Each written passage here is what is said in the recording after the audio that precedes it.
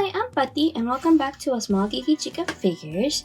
Today we're continuing our Nendoroid collection, but before we get to Morgana here, there is something I want to make a shout out to. I just wanted to thank everyone who subscribed to the channel.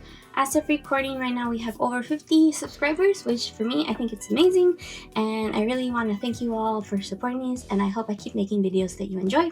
But anyway, let's get back to that Nendoroid collection with the 33rd entry in the collection, number 793, Morgana from Persona 5. So this is actually the first Nendoroid I have from Persona 5, which I really do enjoy, and I did finish playing that game. But surprisingly enough, even though I've taken pictures of my Persona 5 Nendoroids, I've never actually opened Morgana. So as you can see, it is sealed down there and sealed up here too.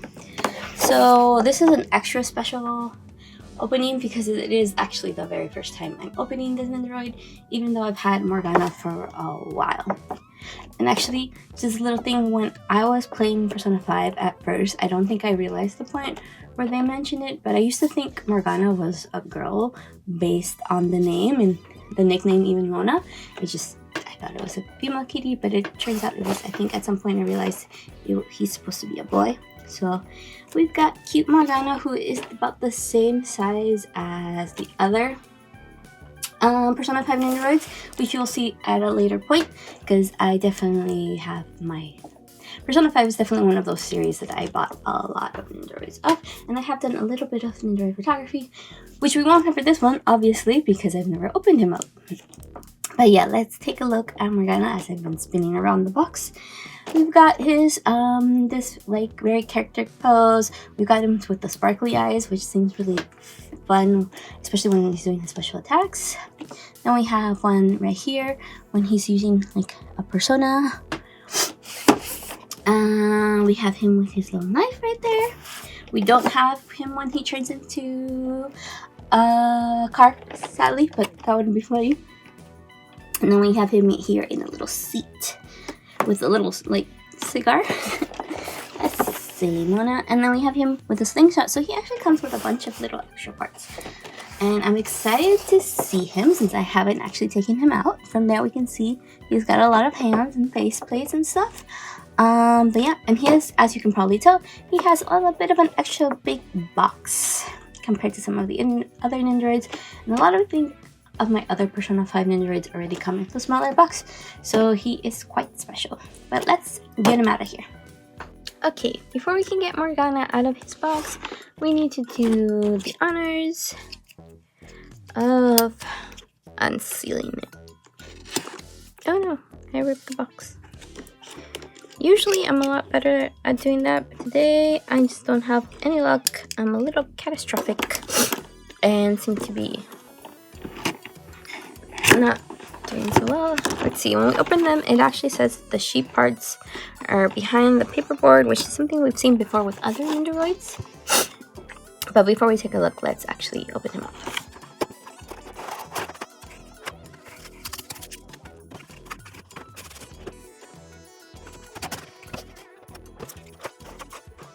Okay, so even though I showed you where the board is, I'm not going to take that out right now. But let's do as we always do and look through his little booklet.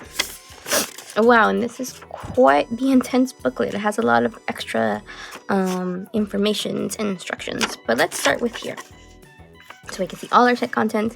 He comes with his slingshot, a sword, two little fists right there, 1, 2, 3, 4 extra arm parts on that side, plus the crossed arms over here, and then an extra leg part where he's crossed for when he's sitting in his chair right there. Aside from that, he comes with his standard faceplate plus 1, 2, 3 more extra faceplates, a cocky face, an upset face, and then the sparkly eyes. He comes with his regular kind of stand right here, and then he comes with this extra stand piece for the frame that we saw in the back of the box that is shown right here. And it has a little see-through section where you can put Morgana's Nendoroid so that you can see his face through it, like we see right here, which is super cool when they're doing their specials in the game. It's been a couple of years, a good few years since the last time I played. Oh, maybe actually it's been like 5 or 6 years since I played Persona 5, so forgive me if I'm a little hazy on some of the details. But again, here it shows you how to change the face pieces, which is a little not too different from some of the other ones. And then it shows you how to attach the arms and the slingshot, how to switch out his legs, and how to put him on the chair. And it seems like there's an extra little groove or something to attach his legs. We'll find out once we get him out of here. But let's get him out of his blister and out of this plastic wrap.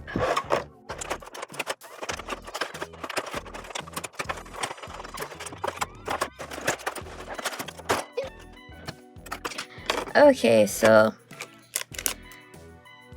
that's why I'm always scared about opening blisters, because I have a habit of having them all like fly out of their spot, and hopefully I'm putting everything back where it belongs.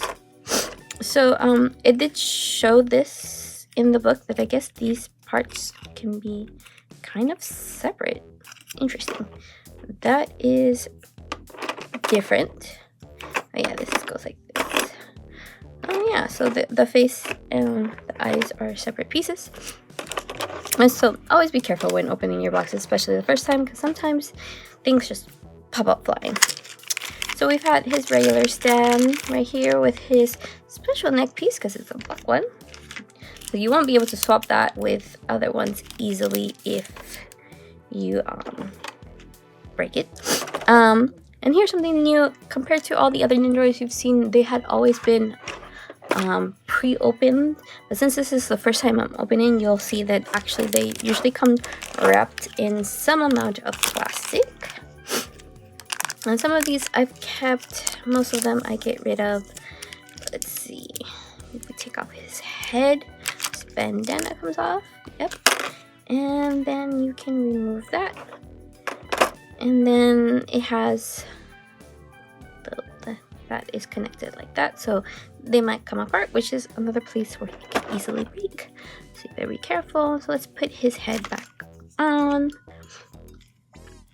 And it's always interesting to put things when they have movable parts like this, or like, oh, the bandana will easily move while I'm trying to put it in the neck. So yeah, here we have Morgana in his outfit with his cattle, which I'm assuming, yeah, it has a little joint so it can move and easily come out like that just did. So it's another piece to be careful, because it's another piece that can easily break, in my opinion, if you're not careful putting it in. Okay, let's move this bandana a little bit out of the way for a second and see if we can put his tail back in. Maybe it's not one that you should actually move around so much. So today I don't feel very lucky with these pieces, so I'm really worried about breaking it. Oh, okay, no problem. It got in there, and then we'll just put this. Can we put it sideways? Yeah, so there we go. Morgana, oh, she's super cute, very matte feeling. Got the little belt, his little pockets that you can shift them around. Probably can come out, but I am not gonna risk that today. And then we have, okay, so let's see, let's move this back down, which that falls off really easily there. And we have this leg part, and okay, as you can see, there's a nub. Well, you probably can't see because it's really dark, but let's see, there's a nub right there. Oh, this spins, that's kind of cool. Or it also just comes off. And then there's a little hole around his booty, so you can actually sit him down like this. And then you would carefully, I guess you take off the tail when you do this. Let's see, his body should come off down, it says. This feels very in there, so I'm gonna take this part off and take off his arms.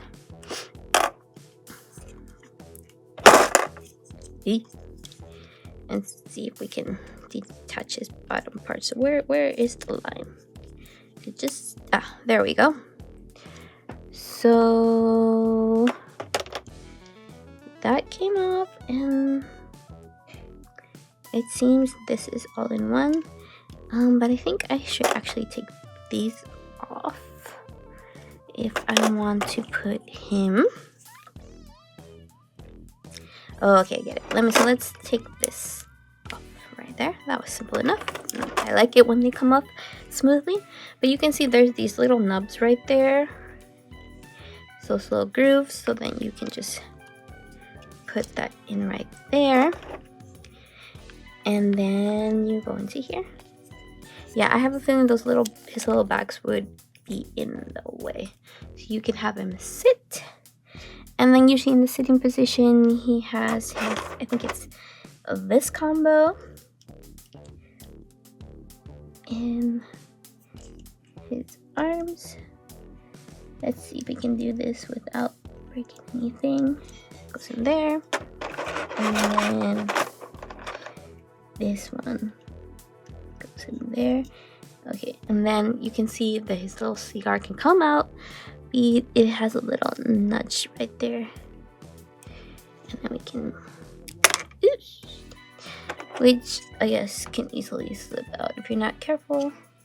Get it right in there. Oh. Something like that. And sometimes when they go in too easily, they also come up really easily. So you can do the position like so. But this is not the face he has on the box when he's in that position. Let's see, where was it? Where did we see that? Yes, he has this cocky face, which is this one. So we're gonna attempt to switch out his face for the first time. And there that piece goes. So let's just leave that in there for now. And then I believe we take out, let's see. Let's look at the instructions again for his face plates. And I guess we can combine any of his mouth and his eyes to make different expressions. There we go. And then, sorry, if you can see, we can take off his mouth. Let's just, this does not want to stick together in this white space. So let's just take them apart a little bit and then nudge this out softly. And so we see his faces are actually separate. We're gonna put, we're gonna put this face on. Yeah, let's just put this one. So we would put, I think, the bottom one first. It goes in there, no problem. And then we put the top one, and it has two holes here, and then they go in there. So it is different than some of the other Nendoroids and how the face plates go in. Same general idea, just a little bit set up different. It was even different from Isabel, which also is her own different story. There we go. There he is with his cocky face. Put him back in his chair, and then we'll put the little cigar back in his hand. There is a right way to do this because you can't really see, but it's kind of an L-like shape right there, and so it'll tell you exactly the way you're supposed to put this into it because there's only one way it really fits in there. But as you've seen with me, it can be pretty loose. And then we have Morgana in the chair, which is probably the pose I'll use for my final photo. And then we can put this back on. Try to do this carefully without anything falling off because it is a little bit loose. And there you go. So that's pretty cool. I really like it. And then he doesn't need a stand. He can just sit on his own right there. So that's pretty nice. I feel like it is better supported that way. But like you've seen, he can easily come off his chair if it's not in that particular format. But yeah, let's see. We have these two other hands that are in fists. And then we have his little butt with his tail. And we have his regular arms that are out, the pots. cross arms, which are actually 2 separate pieces instead of 1. That was surprising me. I did not know that until I actually grabbed them. But yeah, these are 2 separate pieces, unlike the one we've seen with, what is it? Daichi and Kuro, I believe, are the ones we've seen with crossed arms, which are usually just 1 piece. This is actually separate, which might make them a little easier to put on. And I bet these hands are the hands we use for the slingshot and the sword, which have a little sticky plastic on top like we've seen in other boxes. Yeah, so these definitely have little nudges right there, those spaces, for where the sword and the where the sword and the slingshot can go into. So let's put those there for 1 sec. And it's saying C and D. So D, which is this one, which could get a little confusing,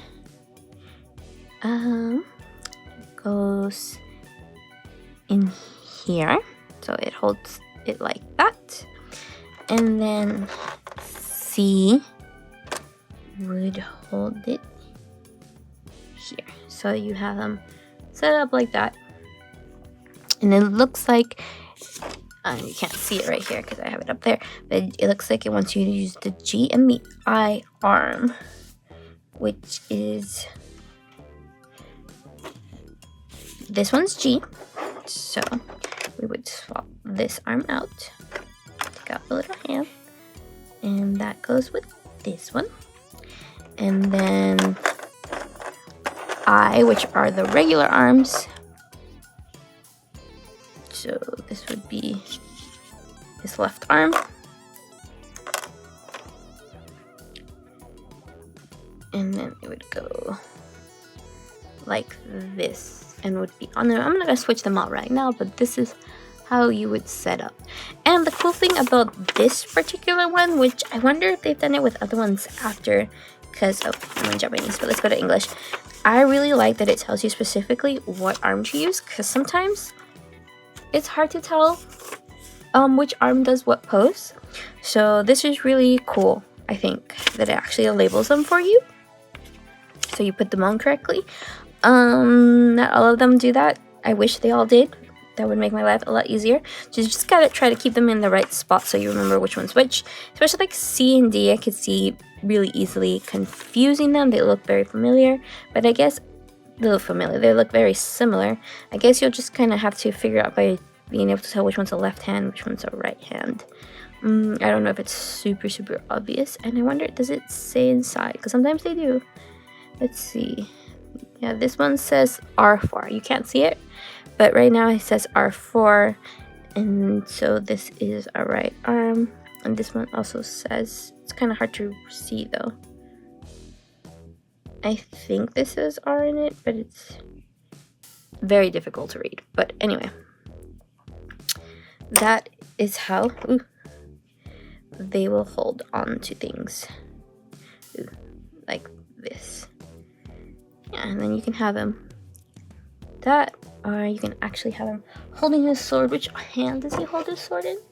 Let's see, that looks like it is his right arm. So it would be, excuse me, let's pop this out without breaking anything. And get his sword out of there. And yeah, it just kind of goes into there.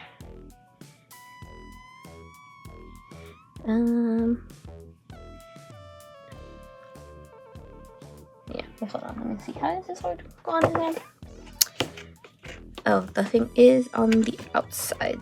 So his curve, so if it was like this, it would be like that.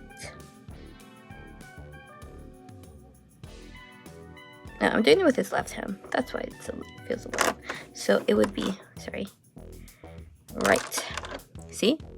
And all your rights are lefts. And it would be with any other arm. And this one, yeah, it holds. There we go. So you want to have it like that. Yeah, because he has his arm out. Excuse me. And I'm gonna put this one over here so I don't get them confused. So at least in the photos, he has them out with this arm like that, which is, for reference, this pose. So like that.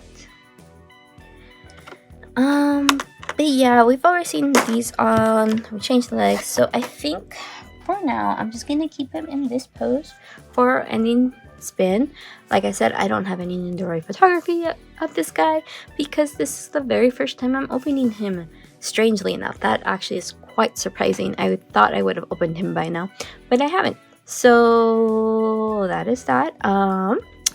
I definitely will use them for Nendoroid photography in the future once I start taking pictures again. But I think that's everything for today. Thank you for joining. If you enjoyed today's video, I hope you consider leaving a like, subscribing. I post Nendoroid videos or unboxing videos of blind boxes every Friday at 11 a.m. Pacific time. This is the first time we're seeing one completely new, but I promise you I have many more of those in the future. But I think next week we'll probably go back to one that I've previously opened, and it should be fun to see that, and eventually we'll get to new ones. But that's everything for today. Like I said, I hope to see you next time. Bye bye.